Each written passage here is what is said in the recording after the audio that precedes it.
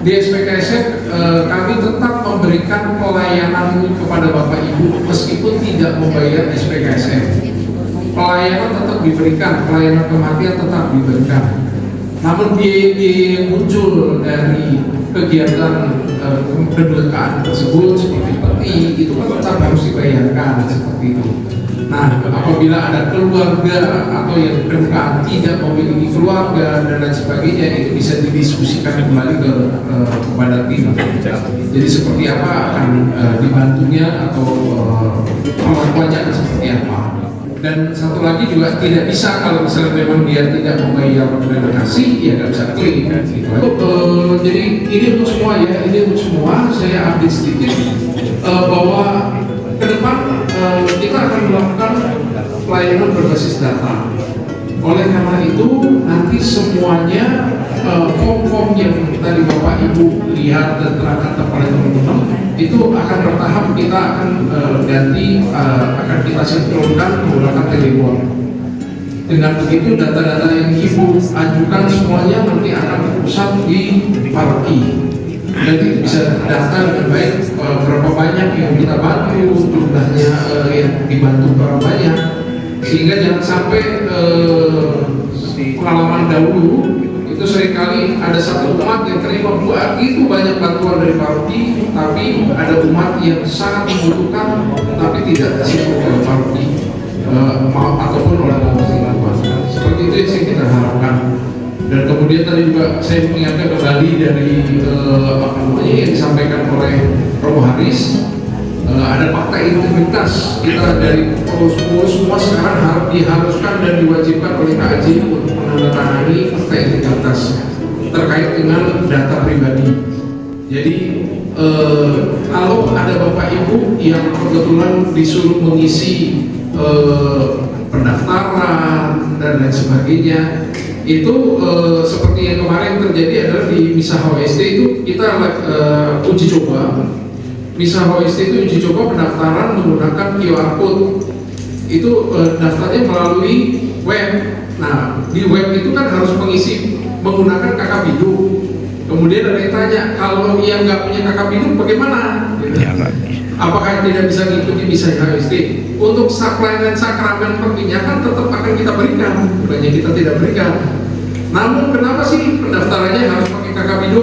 Nah, ini kembali jadi bukan itu maksudnya, tapi justru tetap kita harus menjaga keamanan servernya dan karena di situ banyak sekali data-data pribadi dari Bapak Ibu semua.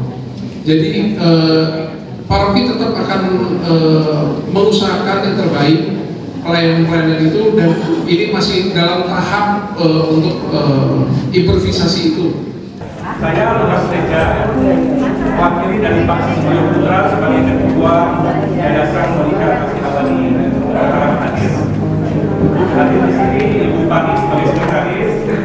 Mungkin saya panggil satu persatu yang hadir dari anggota YK, yaitu Ibu Ana. Ibu Ana adalah yang membidangi pemakaman. Ya. Ada di bawah pimpinan Bu Ana ada Pak Biso, tapi yang hadir sekarang istrinya Bu Sulis. Ya. Berdiri yang Bu Sulis. Ya. Ada Pak Paulus, ya. Pak Paulus hadir kan? Pak Paulus di lapangan. Ya. Juga ada wakil dari marketing sini Ibu Susan, ya. Ibu Susan, ya. Ibu Susan yang bisa kontak-kontak layanan kematian juga dan juga menjual juga ada Pak Beno. Pak Beno dengan 18, beliau yang membidangi lanjut dan ada beberapa yang tidak hadir di sini. Sebelum sampai kita soal MK itu adalah atau kamar-kamar final itu adalah sesuatu kita yang cita-cita. Itu ya. Kenapa?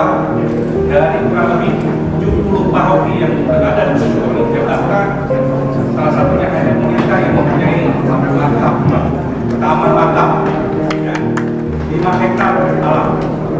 Ya. Berapa itu semua akan jadi pemakaman mungkin kurang lebih antara 4 sampai 5 miliar.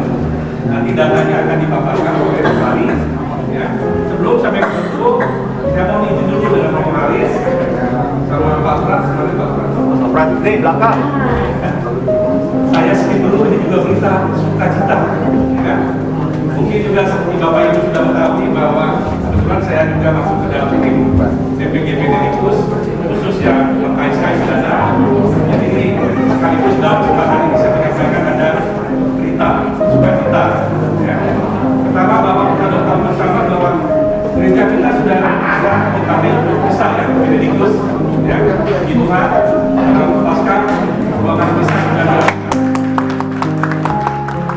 Kami ini udara memberikan informasi bahwa peredaran kupon kita di lingkungan sejak bulan Oktober sampai dengan Januari kemarin dari kurang lebih 16.000 termasuk yang di Kota Santa dan di Benedictus Corner itu baru terjual 36%. Jadi target kami untuk bisa menutup penjualan kupon semua ini di bulan Februari ini ternyata mau nggak mau harus diperpanjang. Mohon izin Bapak Ibu terus berjuang untuk ini semua. Kita minta dalam 4 bulan ke depan kupon-kupon itu tolong dibantu dititipkan kepada umat. Jadi yang membantu ke depan itu adalah SKSM. Kami hanya menyediakan bahan makan saja. Tapi mohon bantuan Bapak Ibu sebagai ketua lingkungan itu untuk lebih supaya tahu juga bahwa apa syarat-syaratnya nanti akan dijelaskan di sini. YMK itu adalah Yayasan Monica Kasih Abadi, jadi bukan ada suatu seksi dalam organisasi di gereja.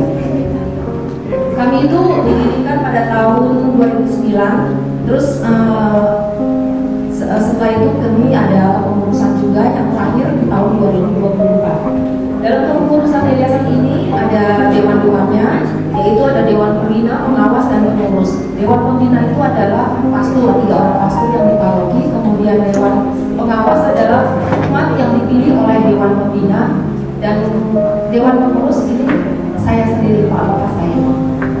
Terus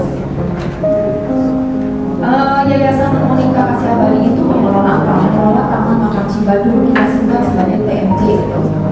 Dia lokasinya di sekitar Sindur, mungkin 16 kilo dari sini. Kemudian ini misi kami, gak usah dibacain ya, memenuhi kebutuhan dan ketersediaan akan lahan pemakaman, memberikan pelayanan pemakaman yang terbaik kepada seluruh umat yang berhak, memberikan perawatan kepada seluruh kami dalam komplek TMC dan bertanggung jawab terhadap seluruh kegiatan TMC. Juga kita ada misa 2 kali dalam 1 tahun di TMC untuk misa awal.